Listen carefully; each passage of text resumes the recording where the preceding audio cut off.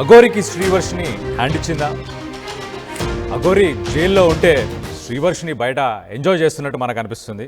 కొత్త hair cut చేసుకుంది, ఇన్స్టాగ్రామ్లో రీల్స్ చేస్తుంది, యూట్యూబ్లో రీల్స్ని అప్లోడ్ చేస్తుంది. అలాగే బర్గర్ టైం అని చెప్పేసి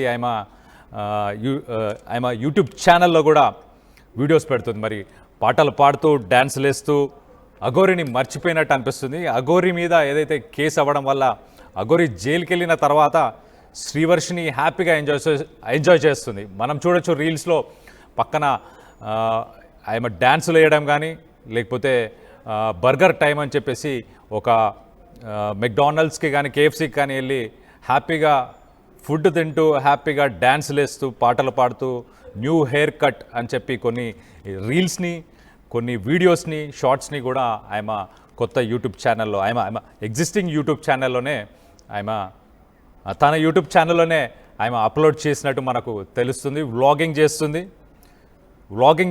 ఆమె ఫేస్బుక్లో కానీ, ఇన్స్టాగ్రామ్లో కానీ, సోషల్ మీడియా అకౌంట్స్ అన్నిట్లో యాక్టివ్గా ఉంది ఆమె. అలాగే మనం చూస్తే మధ్యప్రదేశ్లో పెళ్లి చేసుకున్న తర్వాత అఘోరి మీద మేము ఇంకా స్టేట్కి వచ్చే పని లేదు, మమ్మల్ని వదిలేయండి అని చెప్పి ఆమె ఇంటర్వ్యూస్లో కూడా చెప్పడం జరిగింది. వీడియోస్లో, వాళ్ళ సెల్ఫీ వీడియోస్లో కూడా చెప్పారు.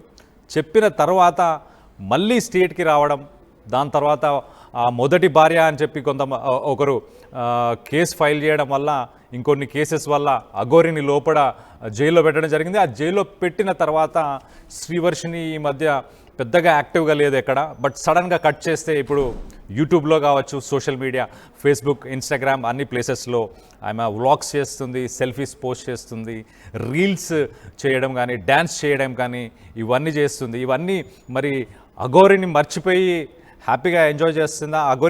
అఘోరి గురించి ఎక్కడ డిస్కషన్ లేదు. ఈ అప్లోడ్స్ని చూస్తే మాత్రం అఘోరిని పూర్తిగా మర్చిపోయింది వర్షిని